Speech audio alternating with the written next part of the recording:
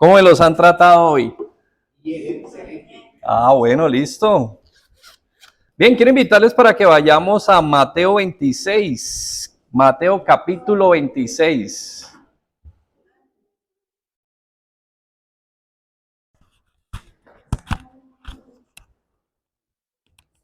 Sí, Mateo capítulo 26. Bien, hoy vamos a hablar acerca de estar preparados para las pruebas. Perfecto, muy bien. Eso es. Estar preparados para las pruebas. Y en este orden de ideas, pues el Señor Jesús, ustedes recordarán, dejó en ese momento a sus discípulos, dejó este mandato: velad y orad para que no entréis en tentación. El espíritu a la verdad está dispuesto, pero la carne es débil. Perfecto. Hay un comentarista sobre este punto, hace una observación muy particular y quisiera leerla.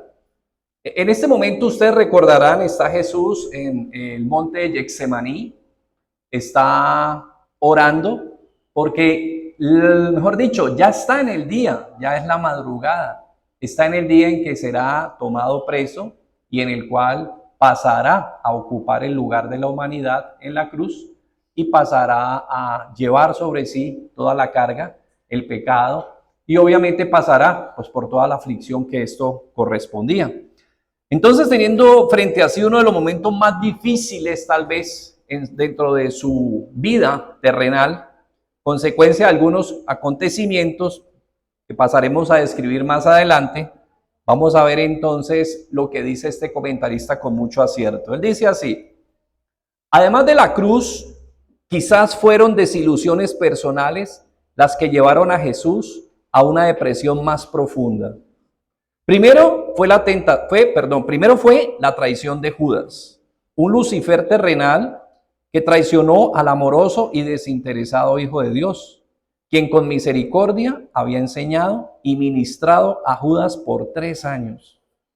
Luego estuvo la deserción de los otros 11 discípulos, que se volvió más trágica por el hecho de que para ellos Él era Salvador y Señor. Jesús había sido maestro, sanador, animador, perdonador, apoyo y amigo de ellos. Sin embargo, pronto sería abandonado por aquellos a quienes nunca abandonaría. Habría negación absoluta por parte de Pedro, aquel en quien Jesús había invertido más. A cambio, el Señor sería objeto de vergüenza de Pedro y la causa de que lo maldijera.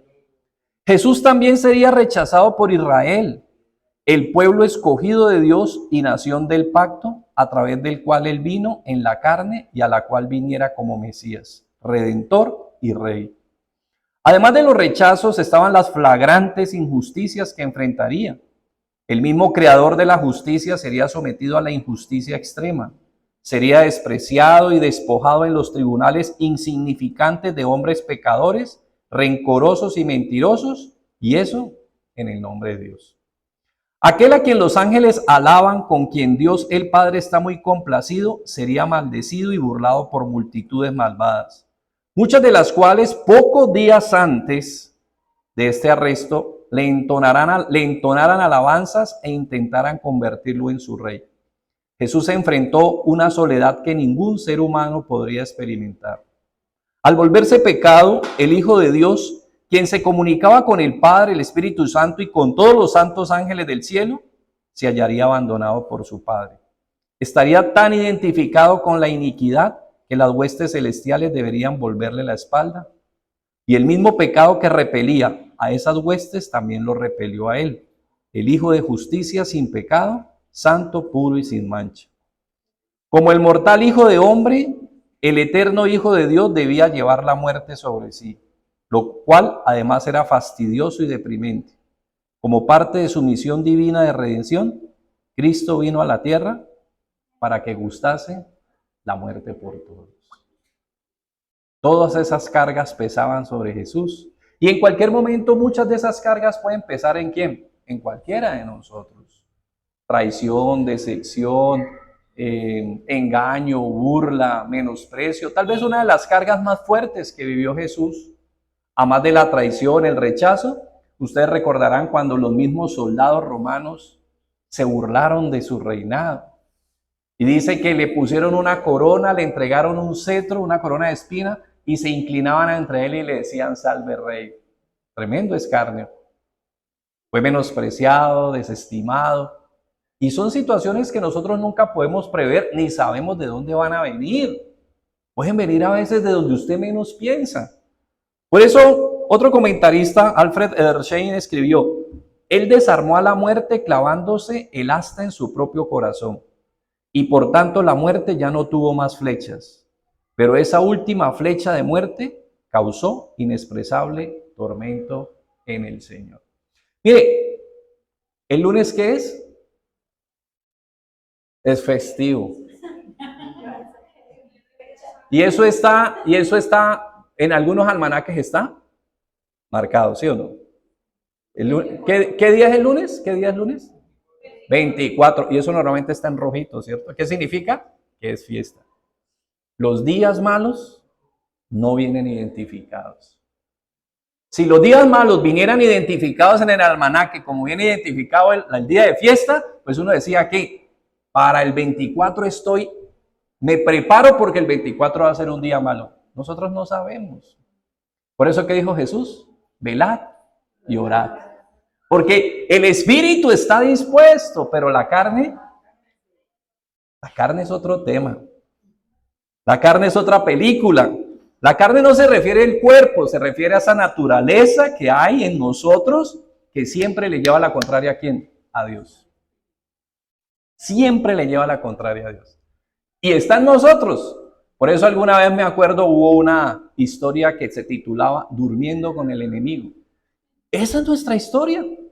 Porque nosotros dormimos, nos levantamos y vivimos todos los días con el enemigo.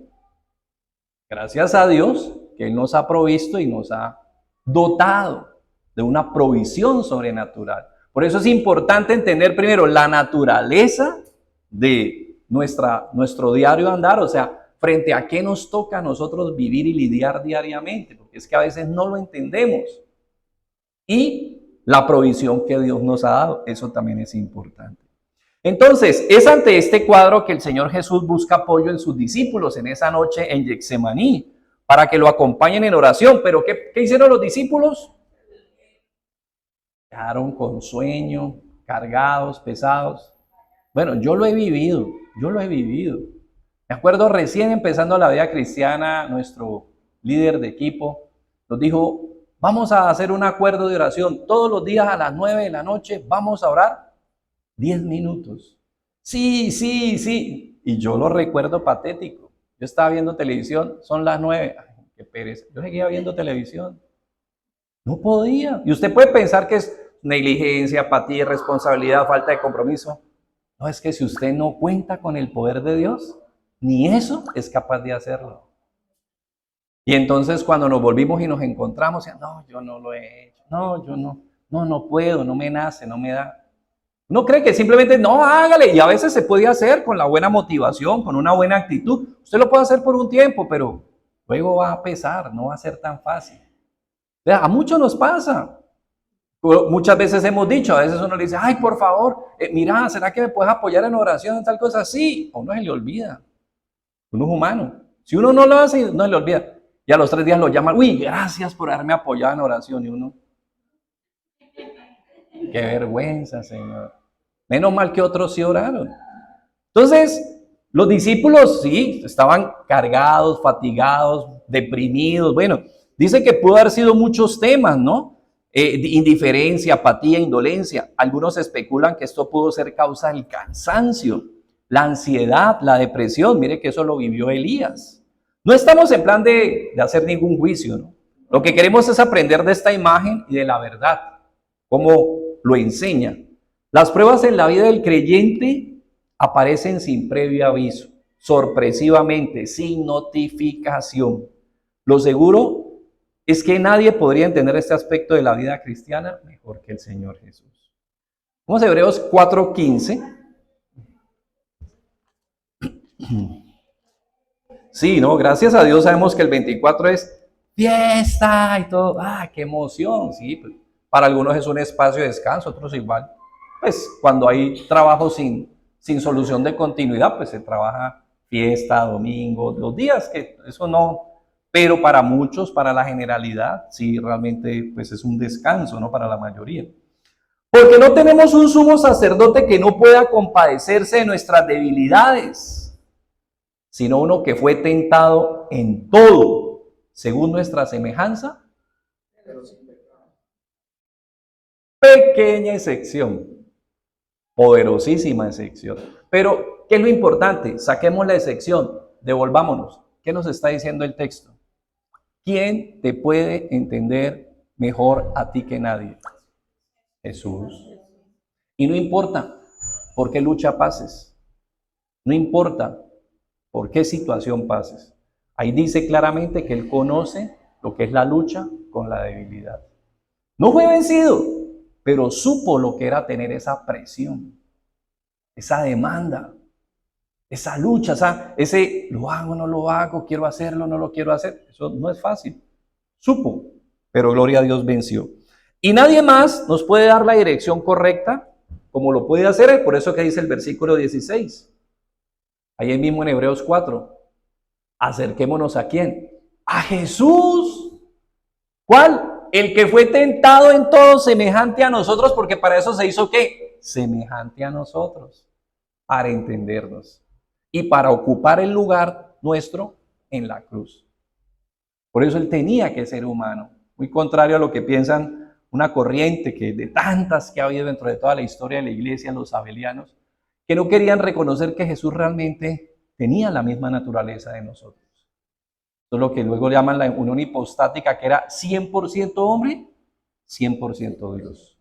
Entonces, claro, algunos no, pero es que Él no podía ser hombre. Piensan tratando de no quitarle, pero es que a Jesús no le quita la divinidad, la suficiencia de haberse hecho también, de haberse vaciado dentro de ¿qué? De un cuerpo humano. La kenosis. Se vació dentro de un cuerpo y entonces pudo vivir nuestras limitaciones, y por eso cuando fue a la cruz, textualmente, como decía una vez alguien, ¿cómo así que Dios murió?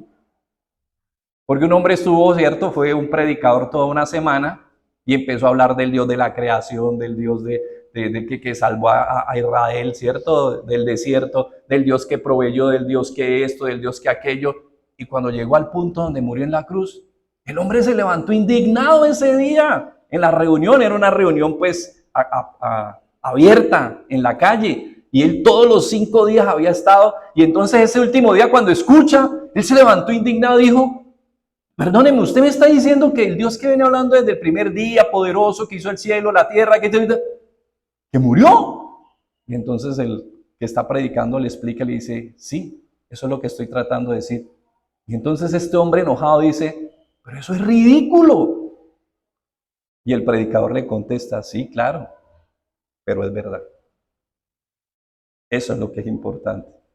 Dios murió por nosotros. ¿En la persona de quién? De Jesucristo. Sí, es increíble, pero es verdad. Y eso es lo que es importante.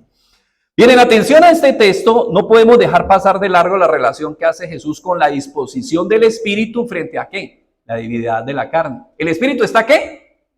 ¿Pero la carne? ¿Cómo así? Entonces, ahí vemos que hay una motivación que tenemos nosotros natural gracias a la obra de Dios, pero también tenemos ¿qué? Una inclinación natural gracias a nuestra naturaleza, al pecado, a la caída, a cómo nacimos. Por eso dice David en el Salmo 51, en pecado fui concebido. Nosotros no somos pecadores porque cometemos hechos indebidos. Por eso algunos alguna vez acuñaron una frase que decía, el hombre nace bueno y la sociedad lo corrompe. Teológicamente no es así. Nosotros nacemos pecadores. Eso es lo que dice la Biblia. Nosotros no somos pecadores por acción, nosotros somos pecadores por constitución. Por eso Romanos 5:19 dice que por la desobediencia de uno, Los muchos fueron constituidos pecadores. Pero gloria a Dios, con esa misma regla, por la obediencia de uno, los mismos ahora hemos sido constituidos justos en Cristo Jesús. Finalmente, pues, con la misma regla, Dios ha resuelto esa situación que suena muy injusta. De hecho, hay mucha gente que todavía se queja de Adán. ¡Ah, es que sí, Adán! Pero tranquilos, ya está el segundo Adán, que es Jesús. Muy bien, entonces, dice, y este mandato de estar preparados se basa sobre esta exhortación, siendo conscientes que a pesar de las mejores motivaciones, siempre está delante de nosotros la realidad de la humanidad que nos envuelve y domina. Y sobre esa realidad, Jesús pasa a ponernos de sobreaviso ante las pruebas que será menester sortear dada esa realidad. Efesios 6:18 nos dice Pablo, inspirado por el Espíritu Santo, claro está, que oremos según la orden de Jesús en Mateo 26:41, que oremos ¿cómo? En todo tiempo. Y todo tiempo es toda oportunidad, toda ocasión, cualquier ocasión. Por eso aún hay una bonita ocasión de la que nosotros podemos participar y aprovechar para orar. Cuando uno va a comer, cuando usted va a comer, bendiga sus alimentos. Y hay quienes lo hacen en todo momento. Otros, pronto en los 3 alimentos básicos en la mesa, desayuno, almuerzo. Pero muchos, mire, que no pueden compartir a veces por temas de trabajo, de compromisos, de agenda. Pues uno también puede aprovechar. Pero también lo que nosotros de pronto podemos disfrutar como congregación, el chat de oración. Aproveche a orar. Es una buena motivación. Que mire que Marisita, que Marce, que Irne, que Helio, que Leo. Y uno levanta una plegaria en un momentico. Y eso suma. Eso suma. Y eso muchas veces uno termina conectado. Mire, muchas veces me ha pasado, pues dentro del hábito que tengo de leer la Biblia, le estoy leyendo, pues haciendo ese itinerario del programa que tengo pues anualmente de leerla. Y a veces llega uno a un texto y en ese texto es como si ese texto lo cogiera uno de las orejas y lo atrajera y lo pusiera sobre esa palabra y uno se queda ahí meditando en esa palabra y uno dice, increíble, ¿no? Y esa palabra te inspira a orar. Por eso es importante también leer las Escrituras porque ellas te presentan argumentos para orar. Te dan elementos, te estimulan, te motivan. Por ejemplo, lo que estamos leyendo ahorita. Él me entiende. Entonces, si yo estoy luchando con algo, hombre, en vez de yo ponerme a hablar y a botar corriente, y no falta el que suelta eso hasta por las redes, más bien me pongo a hablar ¿con quién? Con Jesús. Le entrego mi corazón, le abro mi corazón, le presento mi lucha, le cuento mi lucha. Porque uno muchas veces con los seres humanos, uno como dicen vulgarmente, bueno, coloquialmente, porque no es vulgar, es coloquialmente, se riega uno como verdolaga en playa. Y le cuenta detalles y yo no sé si es por exponerse o por exhibirse muchas veces, pero cuando llega el tiempo de orar con Dios, Señor, ayúdame, Señor. Tú sabes, si Él sabe, pero ¿por qué si tuvo tiempo para contarle el chisme y regarse como verdolaga en playa con una persona que finalmente va a salir hasta, bueno, no todo, no, porque no podemos echar el ganso, no. Hay mucha gente comprensiva, mucha gente madura, mucha gente que te apoya, pero pues errar y contarle a alguien que va a salir a qué, va a ser una tumba con celular. Vean, eso no va a salir del planeta Tierra. De pronto llega hasta la estación espacial, puede llegar eso allá.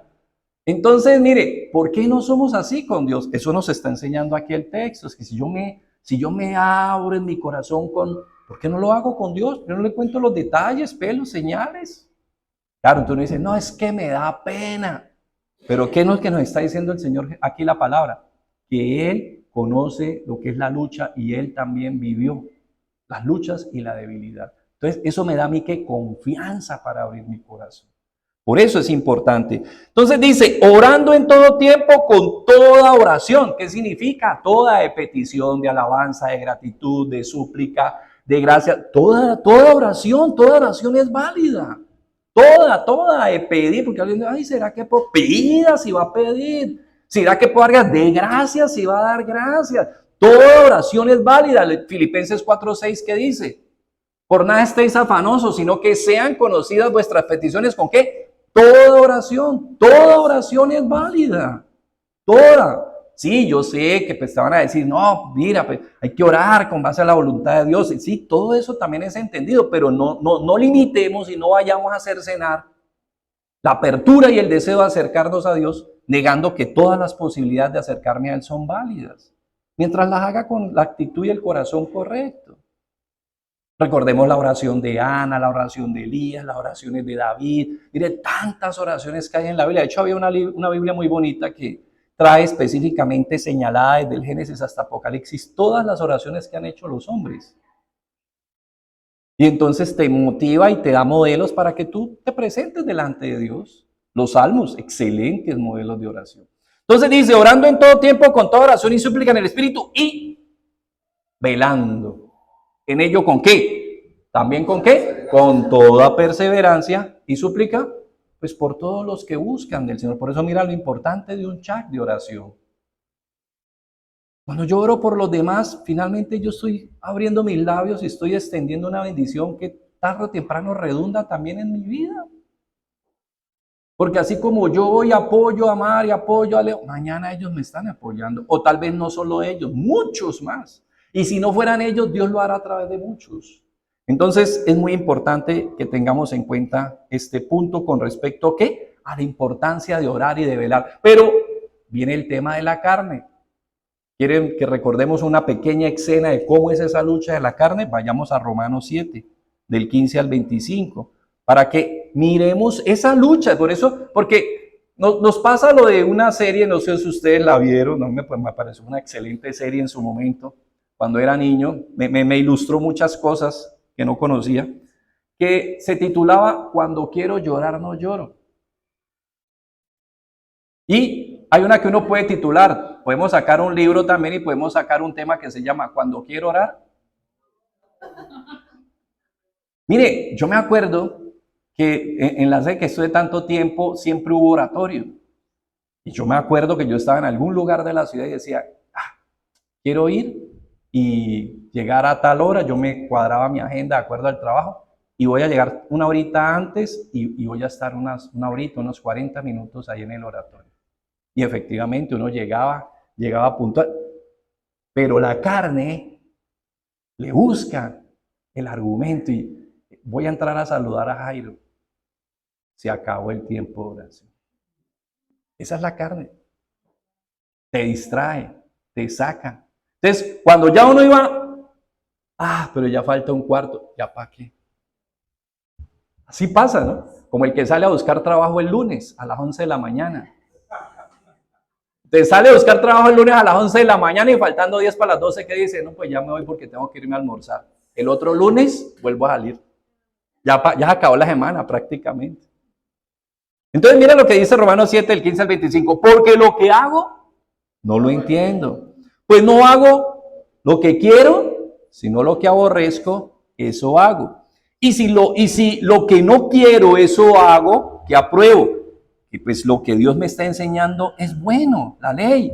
De manera que ya no soy yo quien hace aquello, sino que ¿qué descubre Pablo? Hay algo en mí, hay algo en mi carne, hay algo en mi naturaleza que va en contra. Dice, y yo sé que en mí, esto es en mi carne, no mora el bien, porque el querer el bien está en mí. ¿Pero qué? No lo hago. Yo quiero ir a la iglesia y yo le creo a la gente cuando me dice, mire, yo quiero ir, pero siempre me sale algo. Y yo sé que no es que le salga nada, porque yo viví eso. Uno mismo se lo inventa. Y también sé que en su corazón él quiere, pero también sé que en su corazón, ¿qué? No quiere. Eso es humano, o sea, créame que usted me dice, yo le creo, porque yo lo he vivido. Eso a mí no me lo enseñaron, sino que uno lo ha vivido. Y dice, porque no hago el bien que quiero, sino el mal que no quiero. Eso hago. Y si hago lo que no quiero, ya no lo hago yo, sino el pecado que mora en mí. Así que, queriendo yo hacer el bien, hay una ley. Descubre ahí Pablo, a la guía del Espíritu Santo. El mal está en ¿quién? En mí. Porque según el hombre interior, yo me deleito en lo que Dios me está diciendo. Ama a tu prójimo como a ti mismo. Pero no lo puedo amar. Sé que es bueno, pero no lo puedo amar. Yo quiero que los demás estén bien. Pero no mejor que yo. Eso es una naturaleza. Entonces dice, así que queriendo yo hacer el bien, hallo esta ley, que el mal está en mí, porque según el hombre interior, me deleito en la ley de Dios, pero veo otra ley ¿en dónde? En mis miembros, que se revela contra esa ley que Dios me ha enseñado y que me lleva cautivo a la ley del pecado que está en mis miembros. ¿Qué termina diciendo Pablo? Miserable de mí, ¿quién me librará de este cuerpo de muerto? O sea, él se siente que está, ¿qué? Atrapado. Mira, hay enfermedades que son así. Hay una enfermedad, de hecho hay toda una historia muy famosa que se llama el aceite de Lorenzo, de un niño que ellos se enferman porque la cadena de grasa no se descompone, sino que se va quedando en el cuerpo y luego llega y se apelmaza acá en el cerebro y no permite que las neuronas logren la sinapsis. Entonces, él ve, él oye, él quiere deglutir y no puede. O sea, él queda preso dentro de su cuerpo. Algo parecido está diciendo Pablo. Yo quiero tragar saliva, pero no puedo por mí mismo. Quiero respirar por mí mismo, pero no puedo. Quiero desplazarme, pero no puedo. La orden está aquí, pero ¿qué? No me responde el cuerpo. Y es lo mismo que está diciendo Pablo. Yo quiero hacer las cosas bien, pero ¿qué? No responde mi naturaleza. Entonces, ¿qué dice finalmente? Gracias doy a Dios por ¿quién? Por Jesucristo. El verdadero superhéroe. Ese sí es, ¿no? Ese sí es el verdadero héroe, dice. Gracias doy por Jesucristo, Señor nuestro, así que yo con la mente sirvo a la ley de Dios, más con la carne a la ley. Entonces, mire, eso es lo que estáis. Vimos el Efesios 6:18, ¿no? ¿Cierto? Orando en todo tiempo, con toda oración, ese es el mandato. Pero viene que, ¿qué? Pero la carne es ¿qué? Débil. Ahí está. Ese es diríamos, una frase coloquial. Ahí es cuando uno queda entre ¿qué? Entre la rubia y la morena. ¿Cómo hacer para qué? Para ir al lado que corresponde. Entonces, vamos a ir a mirar 2 puntos específicamente hoy acerca de este mandato que nos hace Jesús en Mateo 26:41. Y es que estar preparados con la actitud requerida y estar preparados con la aptitud requerida. Actitud con C y actitud con P. La actitud con C, tener la disposición, estar apercibidos, y con P, contar con los elementos y con los recursos que Dios me ha provisto. Así es que tenemos que estar preparados. Siempre atentos. Mire, bueno, no vamos a hablar de lo que pasó el jueves, no vamos a hablar de eso. Pero ¿qué es lo que se le pide cuando usted entra al terreno de juego? ¿Qué es lo que se le pide siempre? Que usted esté ¿cómo? Que usted esté en la jugada. ¿Sí o no? Que así es que se le dice, esté en la jugada. Esa es la actitud, estar aquí apercibido. Y de hecho uno ve que los jugadores a veces reciben y ¿qué hace el jugador? Él mira, ¿no? Él mira que no le vayan a quitar. Eso es estar en la jugada. Pero ya estar preparado con la P es que usted sepa hacer lo que tiene que hacer. Que ponga en actividad lo que han entrenado, la estrategia, la capacitación que ha recibido, la formación que ha recibido. Entonces, en ese orden de ideas, vamos a mirar estos 2 puntos. Por eso hablábamos de estar preparados para las pruebas. Primero, con la actitud requerida y luego con la aptitud requerida. Cuando se habla, primer punto, la actitud requerida, cuando se habla de velar, se toma partiendo de la idea textual de un sentido figurado que es estar atento, preparado, apercibido, listo, dispuesto. Porque camarón que se duerme, todavía se cumple, ¿cierto? Entonces, de hecho, en una parábola escatológica es haciendo referencia a los últimos tiempos, Jesús nos dice en Mateo 24, 43 y 44, mire la motivación que se nos da. Y así como creyentes, es una demanda, es un llamado que tenemos a estar siempre atentos. Mateo 24, 43 al 44. Pero sabed esto, dice el Señor Jesús, que si el padre de familia supiese a qué hora el ladrón habría de venir, velaría. ¿Sí o no? Lo mismo decimos nosotros. Si yo supiera qué día viene el ladrón, a mí me dicen, no, el ladrón entra el 8 de mayo, pues yo el 8 de mayo no duermo. Pero el ladrón, al contrario, ¿qué hace el ladrón? El ladrón me estudia. ¿Para qué? Para saber cuándo es que yo estoy distraído. Así es.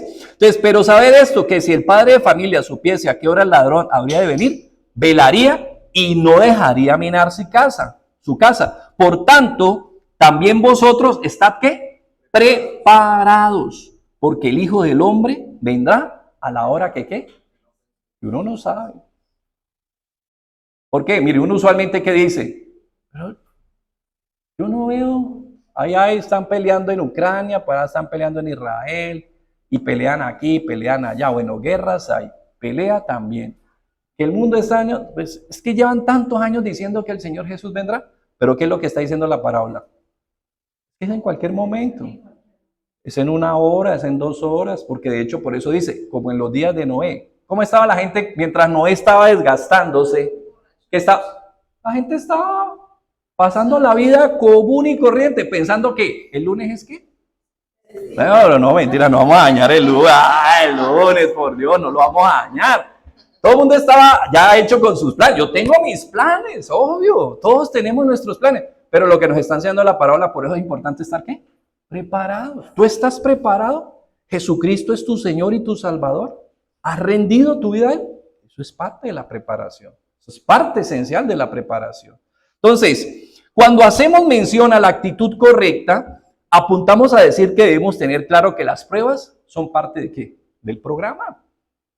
Ya uno decir que le apareció una adversidad y decir, mira, en la vida yo había tenido un problema. Es porque usted es ¿qué? O usted es Mor, ¿sí? O es Terminator que acaba de llegar de... Pero mientras usted haya nacido aquí en la tierra, de hecho, desde que uno nace, ya está enfrentando ¿qué? Prueba. Porque usted puede vivir como puede quedarse. De hecho, la descripción de que uno nace vivo es que después de desprenderse de la cavidad materna, uno tenga viabilidad y vitabilidad. Si usted no logra tener eso de manera independiente, que de una vez levantan y se fue uno, man. Así es la vida de dura. Usted de que nace, usted ya viene ¿qué? Luchando. Y muchos nacen y no lloran y por eso tenga.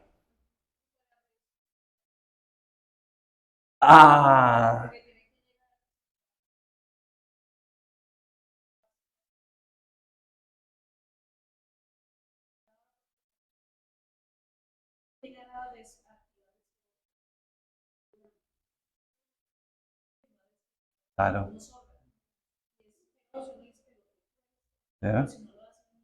Entonces mira que muchos desde que... Es más, estábamos orando por un niño, una nena que nació con problemas desde que nace.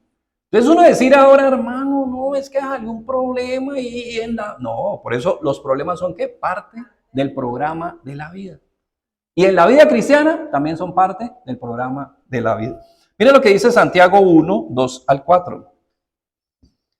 Entonces esto es porque uno... Ahora miren, yo se lo estoy explicando, pero no significa que cuando a mí me llegan los problemas yo digo, gloria a Dios. No, yo digo, muy mismo, después que uno empieza, ¿no? Después de llorar un rato, de pelear un rato, de botar energía un rato, de quemar neuronas un rato, de quejarse un rato. No, pero gloria a Dios, todas las cosas nos ayudan a... Esa es la naturaleza. O sea, tampoco le estoy diciendo que porque usted sabe que las adversidades son parte del programa, usted siempre va a estar, no, que me lleguen. No. Yo me acuerdo, de hecho, una vez estaba pasando por un momento difícil y me saludó una niña. Ya llevaba más tiempo, como ella ya era coordinadora a tiempo completo, yo apenas era un asistente. Y me pregunta, hola Gonzalo, ¿cómo está? Uy, no, pasando por un trato más duro. Y me dice, gloria a Dios, Dios te bendiga. Yo dentro de mí, y la empujo donde estaba.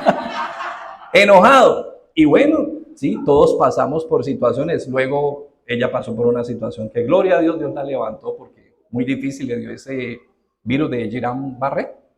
Pero el Señor hizo un milagro y la levantó. ¿No? Hay momentos muy difíciles. Santiago 1, 2 al 4 dice, hermanos míos, ¿tened por qué?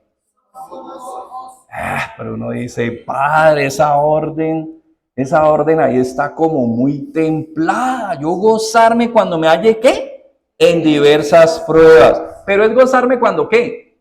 Cuando he entendido. Por eso mire que usted primero chilla, patalea, usted, pero después usted, ¿qué dice? Bueno, debe ser que el Señor tiene algo mejor para mí. Por eso mire que el versículo 5, pues ahorita lo miramos, por eso el versículo 5 ¿qué dice? Que si yo me hallo falto de ¿qué? Sabiduría. Si yo no puedo entender qué está pasando con la prueba, yo tengo que pedirle, Dios mío, dame sabiduría para entender. Por eso dice entonces, hermanos míos, tened por sumo gozo cuando os halléis en diversas pruebas, sabiendo que la prueba de vuestra fe produce. Oiga, y eso vale más que el oro. Porque usted paciencia no va a ir a la compra en ningún lado. Usted puede tener el saldo más glorioso en un banco, pero usted por más que raye una tarjeta o saque ese saldo, usted no tiene cómo comprar paciencia. Eso es algo que vamos a adquirir con la ayuda de ¿quién? De Dios. De hecho, es parte de la obra de Dios. Mas tenga la paciencia su obra completa para que seáis perfectos y, mira ya Daniela, por eso, para que seamos perfectos y cabales, sin que os falte cosa alguna, para que vean. Ay, mire, Dios lo sorprende a uno. Tenemos que parecernos a Daniela, ya saben que... Mentira, entonces mire que tengamos en cuenta esto, las adversidades son parte de ¿qué? Y mira que Dios a través de ella va desarrollando en nosotros competencias y nos va ayudando a desarrollar paciencia. Por eso, uno usualmente que le están preguntando, ¿cómo va la iglesia? ¿Cómo va la iglesia? ¿Cómo va la iglesia? No, uno ya con tantos años, gracias a Dios, uno sabe, la obra es del Señor. El Señor es el que está trabajando. Nosotros hacemos lo que nos corresponde y Él va procediendo, va actuando y se va glorificando en su velocidad, en su propósito y en su plan. Y obvio a nosotros, a todos también nos va actuando y va procediendo en cada uno de nosotros. Entendemos que Jesús no solo habla de situaciones difíciles, sino de circunstancias que nos pueden alejar completamente del Evangelio. Hay gente que empieza con una animosidad, con una determinación, y de hecho, hay gente que ha caminado no 1 año, no 5 años, no 10 años, no 20 años. Hay gente que ha caminado 30 años y más en el Evangelio y pueden ¿qué? Fracturarse. No se confíen. Por eso dice, hay hombres que luchan un día, son muy buenos. Hay hombres que luchan muchos años, son mejores. Hay hombres que luchan por muchísimo tiempo y son buenísimos. Pero los que luchan toda la vida, esos son indispensables. Y ahí es donde Dios nos ayuda a luchar. Porque hay momentos en que uno, créame, yo en algún momento de mi vida y muchas veces dentro de la vida de creyente, yo recuerdo empezando, sí, tal vez también tenía 18 años, me acuerdo que en un momento de desencuentro, de lucha con mi propia naturaleza, de hierros que uno comete, yo cogí mi Biblia que la tenía en el nochero y me acuerdo, abrí el cajón, la metí, lo cerré y dije, ya no más, esto no es para mí, así tal cual dije.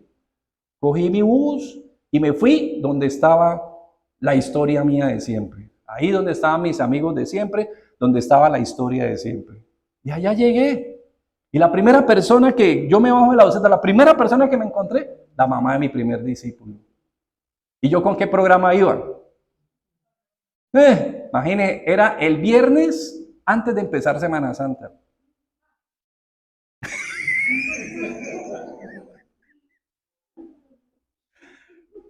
Yo solo le digo que increíble y ella viene con una cantidad de situaciones y yo con lo que estaba pensando y yo qué le empiezo a decir, a consolarla. No, tranquila, doña Libertad, no, confía, el Señor es bueno, no, pero tranquila. Y mire, yo ministré, y yo que me despegaba para irme donde. Y efectivamente, allá donde estaba saliendo el humero y la música, ahí era, entonces yo fui y llegué ahí destemplado, completamente destemplado.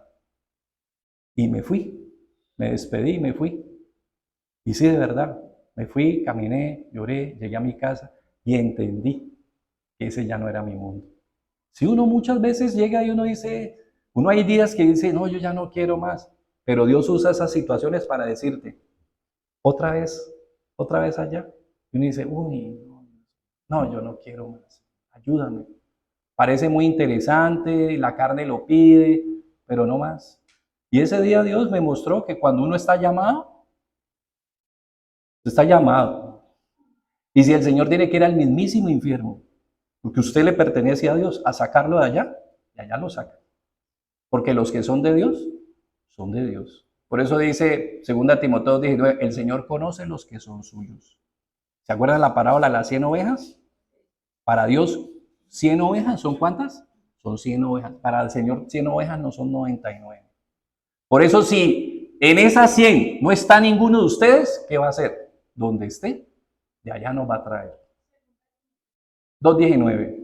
De allá nos va a traer el Señor. Donde usted esté. ¿Se acuerda cómo le entraron uno de esas a la casa? Bueno, no. No, pero yo no creo que el Señor nos vaya a entrar así. Ay, se acordaron, apenas le hizo esa orejita así. No. ¿Cuántas veces entró uno de la oreja a la casa, no? O cuántas veces entró uno a correa o a chancleta. Pero no necesariamente. El Señor es bueno, definitivamente. Por eso dice Lucas 8:13. Los de sobre la piedra son los que habiendo oído reciben la palabra. Hablando de la parábola del sembrador en Lucas. Reciben la palabra ¿con qué? Gozo. Pero estos no tienen ¿qué? Raíz. Creen. ¿Por qué? Por algún tiempo. Pero en el tiempo de la prueba, ¿qué pasa? Se apartan. Las pruebas pueden quemar a cualquiera. Usted muchas veces puede pensar, mire, recordemos la historia de Pedro. ¿Qué dijo Pedro? Señor, así tenga que morir. Pero no solo Pedro. ¿Y qué dijeron el resto de los discípulos? Sí, nosotros también. ¿Y qué pasó finalmente? Lo que nos ha pasado a nosotros. Que uno ha dicho, pero después desdice. Porque pues es una situación real. La única manera de evitar ser tragados por la tentación es estar conscientes de la astucia del enemigo. No se trata solo de ir inmediatamente a nuestro Padre Celestial en oración, cuando ya estamos bajo ataque, sino de estar, ¿qué? Preparados con anticipación. Por eso, ¿cuál es la invitación que nos hacen siempre? Que diariamente, ¿qué? Pues tratemos de desarrollar una vida de oración. Que diariamente, ¿qué? Tratemos de desarrollar un hábito de lectura de la palabra. Que diariamente, ¿qué? Pues tratemos de caminar para la gloria del Señor. O sea, estar siempre, ¿qué? Preparados.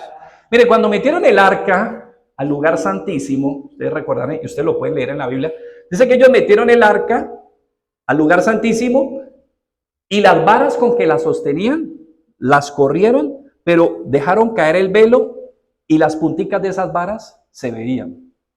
¿Qué le quiero yo decir? Las varas nunca se las quitaron. ¿Por qué? Porque en cualquier momento tenían que estar prestas para hacer ¿qué? Para moverse. Ese tabernáculo se movía casi cada semana. Entonces, estar organizando. Entonces, ¿qué hacía? ¿Qué significa? Que el arca siempre estaba, a través de esas varitas, el arca siempre estaba ¿qué? Dispuesta a desplazarse. Y ahí era donde reposaba ¿qué? La presencia del Señor. Entonces, así nosotros como creyentes somos ¿qué? ¿Cómo se llamaba el arca? ¿El arca del qué? Del testimonio. Y el arca del testimonio. Porque ahí estaba el testimonio de Dios, la palabra. Y así nosotros estamos llamados a hacer testimonio cada cuánto. Exactamente. Lucas nos deja constancia de un momento que ningún otro de los evangelios sinópticos, el caso de Marcos y Mateo, narra. Lucas 22, 31 al 32. Lucas 22, 31 al 32. Qué pena si alguien me regala un poquito de agua, se me olvidó y la botellita. Lucas 22, 31 al 32 dice, dijo también el Señor, ¿se acuerdan? Simón, Simón, he aquí Satanás os ha pedido para zarandearos como a trigo, pero yo he rogado por ti que tu fe no falte, y tú, una vez vuelto, confirma a tus hermanos. ¿Usted se imagina que uno tuviera ese privilegio? Uy, mil gracias. ¿Usted se imagina que uno tuviera ese privilegio de que le avisaran qué? Con tiempo. Mari, el miércoles, Marce, el viernes. Entonces ya uno sabe que ese día uno tenía que estar, pero uno no tiene esa posibilidad. Y Pedro la tuvo, y aunque la tuvo, ¿qué? Fue zarandeado. Es menester que pasemos por ahí. Y de pronto no falta quien diga, hombre, pero es que Pedro tuvo más ventaja que nosotros. ¿Qué creen? ¿Por qué no? ¿Sí? ¿Por qué? Ajá. Ajá, ajá. Más ventaja, o sea, Muy bien. ¿Y ahorita dónde está Jesús ahorita?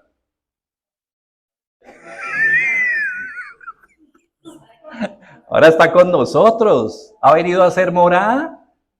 Oh, Juan tiene razón, todos hemos dicho eso. Claro, pues, uy, ese Pedro, hermano, Pedro se las traía porque tenía más ventaja, ¿no? Primero, ya el Señor dice que ha venido a hacer morada en nosotros, aún junto con el Padre. Aún dice Primera de Corintios 3:16, Primera de Corintios 16, 19, 20, que nosotros somos templo del Espíritu de Dios. ¿Y qué otra ventaja tenemos? Porque uno dice, pero mire que Jesús lo advirtió. Pues nosotros también tenemos la ventaja. Vamos a Primera de Corintios 10, 11 al 13. Pero muy bien tu aporte, Juan. Todos lo hemos pensado, sí.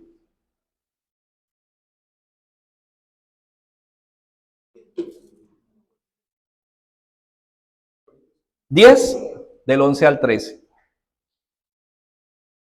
Y aquí volvemos a otro evento importante. ¿Cuál? Hábitos que es importante desarrollar.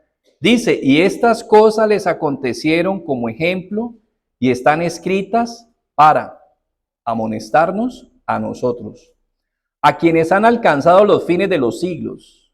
Así que el que piensa estar firme, mire que no caiga.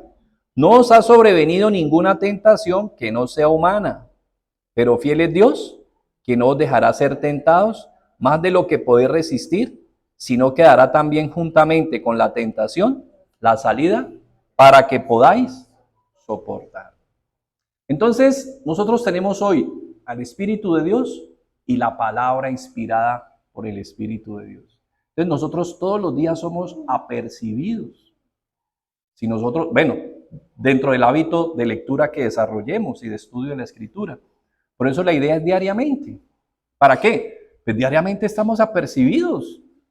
Por eso dice 1 de Tesalonicenses 5:19, no menospreciáis las profecías. ¿Y qué es la Biblia? Toda la palabra profética. Es más, si nos referimos a toda, porque en ese momento cuando Pedro habla de la palabra profética en 2 de Pedro 1:16 al 21, ¿de qué está hablando? Pues está hablando del Antiguo Testamento, porque el Nuevo Testamento no existía. Por eso él habla de toda la palabra, ¿qué? Profética. Y aún de pronto algunos precisan y dicen de pronto la palabra que específicamente hace énfasis al cumplimiento de algunas verdades que se cumplirán en un tiempo determinado. Pero la una y la otra de todos modos están haciendo mención ¿a qué? A que nosotros estemos atentos a todo lo que se ha escrito. Porque todo lo que se ha escrito es útil ¿para quién? Para nosotros. Romanos 15:4, ¿qué dice? Y las cosas que se escribieron, para nosotros se escribieron. Son los destinatarios romanos, pero hoy puede aplicarse a nosotros. Las cosas que se escribieron para nosotros, a fin de que por la paciencia y la consolación de las escrituras, ¿qué? Tengamos esperanza. Entonces, ahí está la escritura para que entendamos por qué está. Ella es un espejo. Por medio de ella continuamente estamos viéndonos, estamos analizando, estamos observando nuestro proceder, nuestro caminar, nuestra actitud. Podemos ver qué está pasando en nuestro corazón por medio de la palabra. Bien, entonces eso con respecto de ¿qué? La actitud, con C. Ahora vamos a ver preparados con la aptitud, con P, con la aptitud suficiente, o sea, ser dependientes de Dios. Esa es nuestra provisión, ser dependientes de Dios. Voy a leerles un texto del Gran Catecismo de Lutero, es una introducción que hay ahí, para que de pronto pues, nos ilustre un poquito hacia dónde vamos, que es hacer énfasis en la importancia de depender de Dios, de cobijarnos en Él a través de la oración. Dice, sepamos que nuestra defensa está solo en la oración. Somos demasiado débiles frente al diablo y sus vasallos. Mantengamos firmes las armas del cristiano. Ellas nos capacitan para combatir al diablo.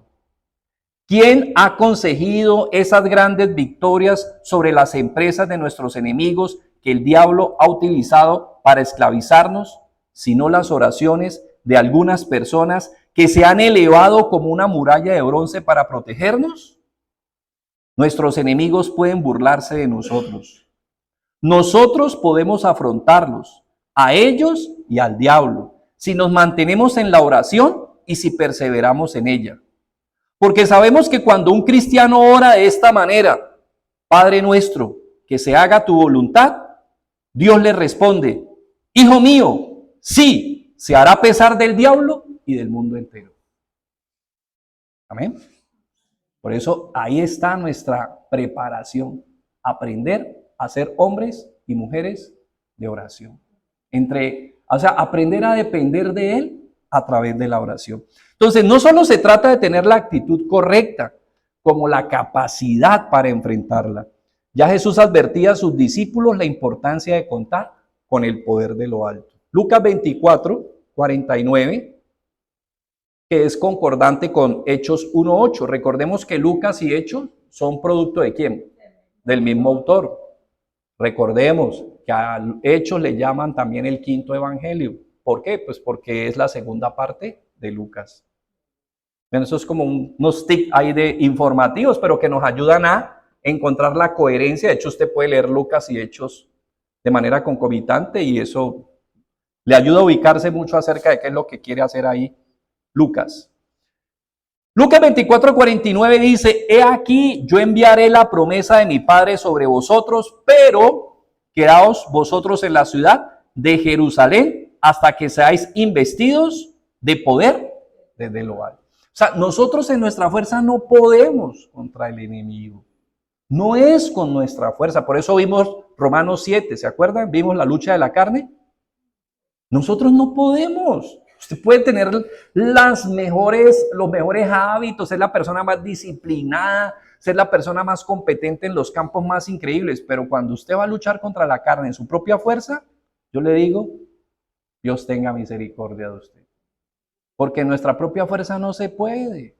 No podemos. Hechos 1:8 inmediatamente dice, también refiriéndose, y nuevamente, ¿quién es el que está diciendo esto? Jesús en ambos casos. Pero recibiréis poder cuando haya venido sobre vosotros el Espíritu Santo. Y ahí sí, me seréis testigos en Jerusalén, Judea, Samaria y hasta lo último de la tierra. Y tal cual sucedió. ¿Pero con quién? Con el poder de lo alto. Entonces, no es en nuestra fuerza. Entonces, ¿en dónde está nuestra preparación? ¿Qué es lo que nos hace competentes para estar preparados frente a las circunstancias? Exactamente. Nuestra dependencia de Él y nuestra comunión con Él. Ya de antaño, por medio del profeta, Dios le recordaba a su pueblo que solos no podían, que la fuerza del músculo ni la capacidad del intelecto eran suficientes. De hecho, esto sucedió cuando estaban tratando de reconstruir el templo después del regreso de Babilonia y no podían, miren, no lograban, no se daba, aparecían enemigos, aparecían opositores, aparecían quienes resistían, quienes no querían que ellos progresaran, pero finalmente Dios por medio del profeta les envía esta palabra. Zacarías 4:6.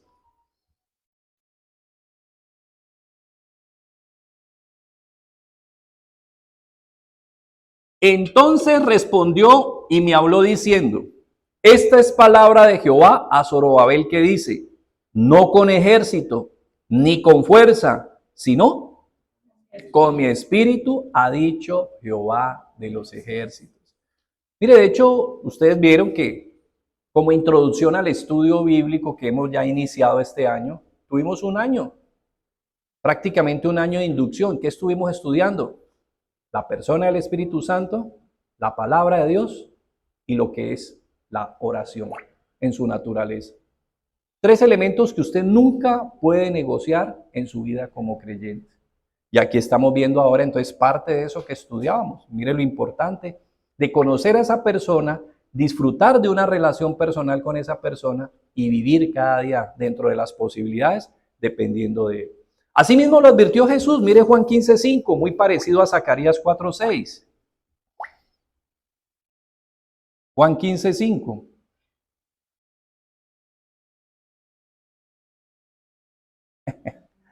Dice, yo soy la vid, vosotros los pámpanos. El que permanece en mí y yo en él, este lleva mucho fruto, porque separado de mí, nada. Mire, usted arranca una rama de mango, del árbol de mango, y la deja a un lado del árbol de mango. y se queda esperando que ahí le salga un mango, usted es un mago. O un ingenuo, porque ¿qué va a pasar? Pues que la rama se va a secar. Solo puede acontecer un milagro, que fue el que aconteció con la vara de Aarón, que es distinto. La vara de Aarón era una vara ya trabajada, una vara pulida, una vara seca, una vara muerta, pero Dios, para demostrar que la autoridad había sido dada al sacerdocio de Aarón, ¿qué hizo? Que esa vara reverdeciera y diera hasta fruto. Eso ya es un milagro distinto. Pero biológica y consecuentemente, ¿qué va a suceder si usted arranca una rama de un árbol que da fruto? ¿Qué va a pasar? Esa rama va a morir. De ahí no va a pasar nada. Pero si la rama permanece, va a mantener al tiempo sus hojas y tarde o temprano va a dar ¿qué? Su fruto. Así es de básico. Mire, la lección de Jesús no tiene. Algunos le buscan misterio y los que alegorizaron eso le buscaban, eso terminaban hablando que la rama era una cosa y que el fruto era fulano y que eso no tiene. Mire, usted mira el ejemplo y usted lo puede coger, ahí está diciendo la vida, usted lo puede coger con un árbol de limón, con un árbol de naranja, con una palma de plátano, con una palma de coco. El ejemplo va a ser el mismo y va a ser básico. Oiga, qué bochorno que está haciendo, ¿no? Nos estamos cocinando en el poder del Espíritu, mentira. Dice, asimismo encontramos a nuestro Señor procurando en los días de su carne la búsqueda y la ayuda del único que podía brindarle la ayuda oportuna. Hebreos 5:7. Mire que Jesús vivió estas luchas. Por eso decimos que Él es el que tiene la capacidad ¿para qué? Para entendernos y entender nuestra lucha, entender lo que estamos viviendo. Hebreos 5:7. Esto es uno de los textos tal vez, bueno, no toda la Biblia es perfecta y hermosa, pero hay textos que nos confrontan mucho, ¿no? Y este es muy hermoso porque nos muestra a un Jesús muy semejante a nosotros cuando tenemos que luchar en oración delante de Dios. Dice, y Cristo en los días de su carne, ofreciendo ruegos y súplicas, ¿con qué? Con gran clamor y lágrimas, parece que es la escena del Getsemaní, al que le podía librar de la muerte, fue oído a causa de su temor reverente. No porque no pasó por la cruz, pero sí porque finalmente fue oído. Y Dios atendió y apaciguó su corazón para poder pasar finalmente por ahí. De igual manera, Mateo 26, 38 al 45, un poquito más largo, pero pues hablando acerca de la escena, trayendo la escena de la cual estamos hablando. Mateo 26, 38 al 45, miremoslo aquí, como aquí en Hebreos el autor lo comprime, aquí Mateo lo pone un poquito más inextenso, ¿no? Como para uno coger la idea. Mateo 26, 38 al 45 dice, entonces Jesús les dijo, mi alma está muy triste hasta la muerte. ¿Usted ha tenido una vez el alma triste?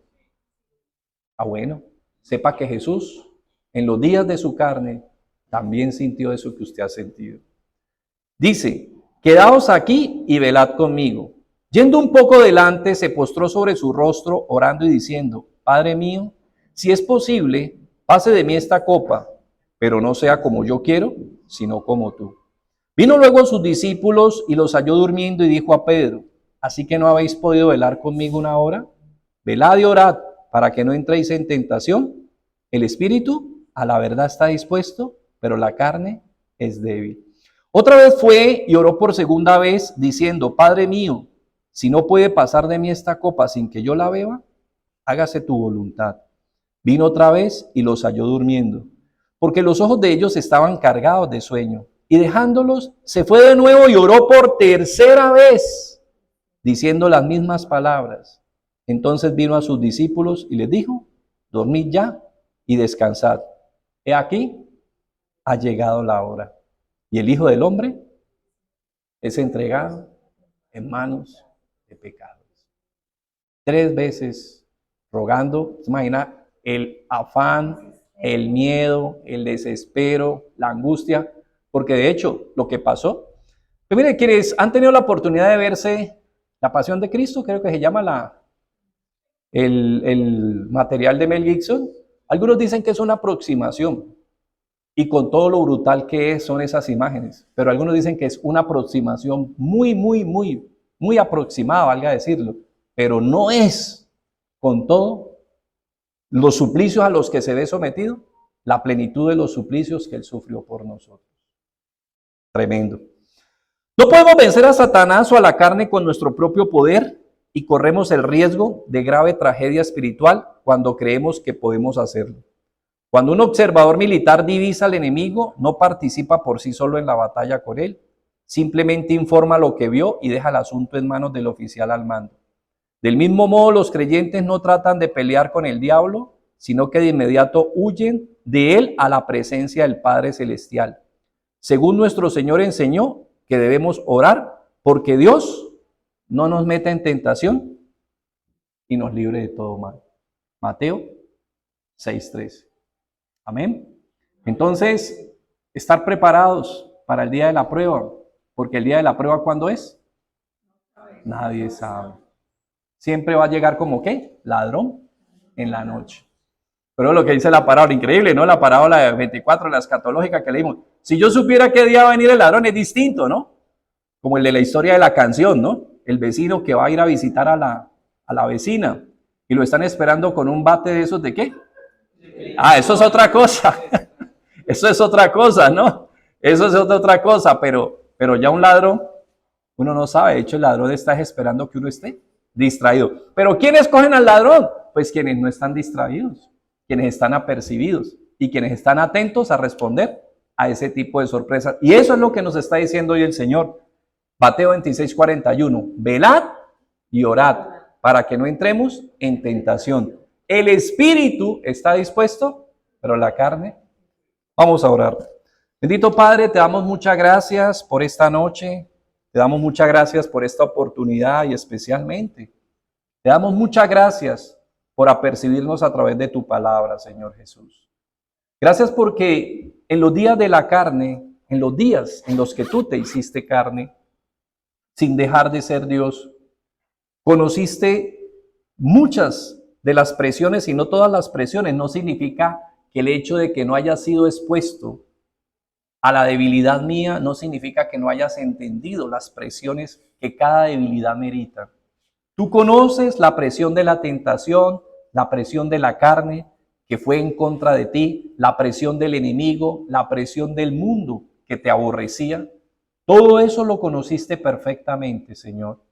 Pero dice la palabra a manera de consuelo que aunque tú lo has vivido, que aunque tú lo has padecido y aunque tú no caíste, sigue siendo poderoso para ayudarnos a aquellos que estamos en medio de estos conflictos.